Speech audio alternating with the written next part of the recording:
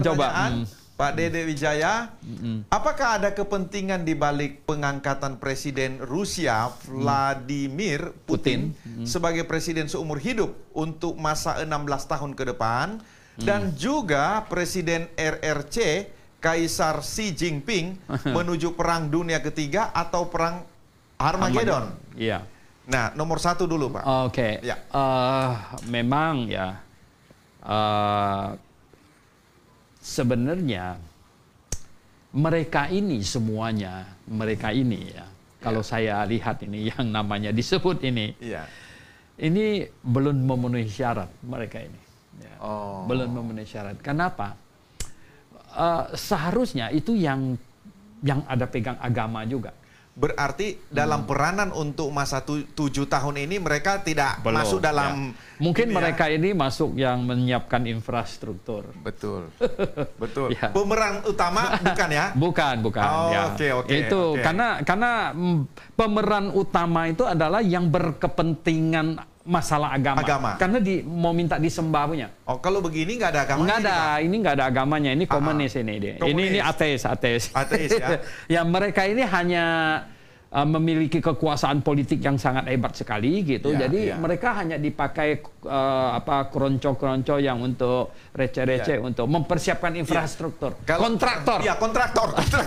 Ya, kalau ini tuh buat jalan, Pak. Iya, betul. Kontraktor untuk buat jalan. Iya. Jalan tol. Jalan tol. Iya. Nanti akan dilewati oleh yang 7 tahun itu. Itu the big boss-nya tunggu di belakang dia. Oke. Terus yang nomor 2, bagaimana persiapan pendirian Bait Suci ketiga sejauh ini? Ya, sekarang sih menurut berbagai informasi ya ini sudah sangat-sangat dipersiapkan ya. Iya. Bahkan sekarang ini kan gencar-gencarnya mencari tabut. Gencar-gencarnya mencari tabut ya.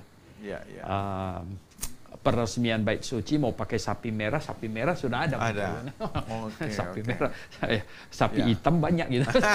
Sapi merah nggak banyak. Nah ini jadi jangan berpikir masih lama karena Bait Suci belum misalnya. Jangan berpikir begitu. Kenapa? Sekarang tuh cepat, Pak. Itu rumah sakit 1000 tempat tidur aja 10 hari 10 hari ya. Ini Bait Suci sebulan bisa selesai. Betul. Begitu. Iya. Nah, ini pertanyaan ketiga, bagaimana posisi politik Indonesia dalam perang Armageddon nanti? Indonesia kelihatannya jauh lah. Paling Indonesia akan berkoar-koar kemudian kirim pasukan dan lain sebagainya. Bahkan mungkin tidak masuk dalam daftar, Pak, kali ya. Tapi kalau Indonesia punya Kopassus segala macam kan katanya lumayan hebat. Bisa jadi Indonesia itu kan paling kepo ya, kepo. Udah kirim katanya. Wah. Pertanyaan berikutnya, Pak Anggi mana tadi ya? Ini nih. Ya, Pak Anggi Utama Gafar Roh. Selamat sore, Pak Suhento. Saya mau bertanya, Pak. Bagaimana dengan kasus orang yang sedang mengendarai mobil dan di dalam mobil tersebut ada 4 orang? Dan hanya sopirnya yang sudah diselamatkan. Maksudnya diterangkat ini kali. Dan pada saat itu rapture. Apa yang akan terjadi, Pak? Ya, yang 4 orang itu yang terangkat, sopirnya tidak. Kan sopir tidak diselamatkan. Hanya sopir yang diselamatkan. Hanya sopirnya. Bagaimana yang 3 orang yang... nabrak pohon ya. Dia pasti nabrak pohon. Ya kan sopirnya hilang kan. Aduh. Betul. Di atas ini Pak Tantio. Pak Tantio Prasetyo. Selamat sore, Pak Suhento. Mau bertanya untuk Wahyu 9 ayat 6 itu untuk sebelum atau sesudah maksudnya ini ya, tribulation. Apa ini? Kalau Wahyu itu, kitab Wahyu itu begini. Pasal 4 itu pengangkatan. Jadi kalau pasal 9 itu sudah di dalam tribulation. Jadi pengangkatan masa gereja itu pasal 2 dan 3. Begitu. Jadi jelas itu kalau pasal 9 itu sudah di tribulation. Baik. Ini Pak Tubito yang minggu lalu mungkin kita sambil menunggu yang lain bertanya, coba kita jawab dulu, Pak. Ini sebagai orang yang tahu nubuatan, bisakah atau bolehkah kita mencegah pembangunan bait suci yang ketiga supaya semakin lama dan banyak waktu untuk memberitakan Injil? Sebenarnya begini, ini saya mau jelaskan agak panjang sedikit ya. Siap. Kita tidak mungkin bisa menghalangi, ya kita tidak mungkin bisa menghalangi begini ya. Ya. Karena pembangunan bait suci itu bisa saja dia terjadi sesudah pengangkatan satu waktu.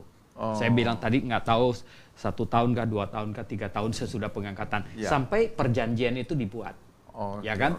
Nah berarti kita ini kalau kita adalah orang yang terangkat, apa pedulinya kita dengan pembangunan bait suci itu kan nggak ada urusannya sama kita, gitu. Benar.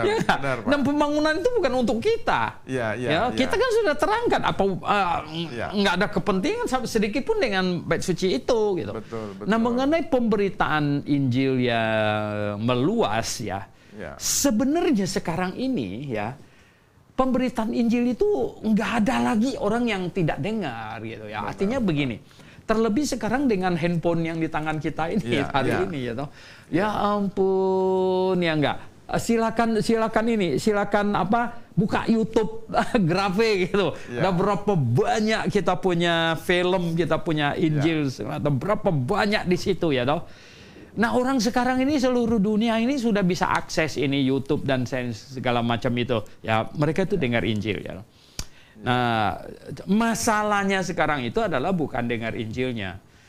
Masalahnya itu adalah bahwa palsunya yang banyak, Pak. Betul. Nah itu yang tadi itu ya. Biro jasa jual visa palsu ya. Visa palsu, biro jasa. Banyak kan orang Kristen saja dia pikir dia akan masuk surga, dia nggak cek visanya.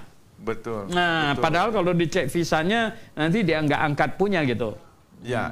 Jadi dengan kata lain Bapak menyampaikan bahwa jangan sampai Bapak mendengar firman dari gereja yang salah. Betul. Ya, ternyata itu merupakan satu visa yang palsu. Ya.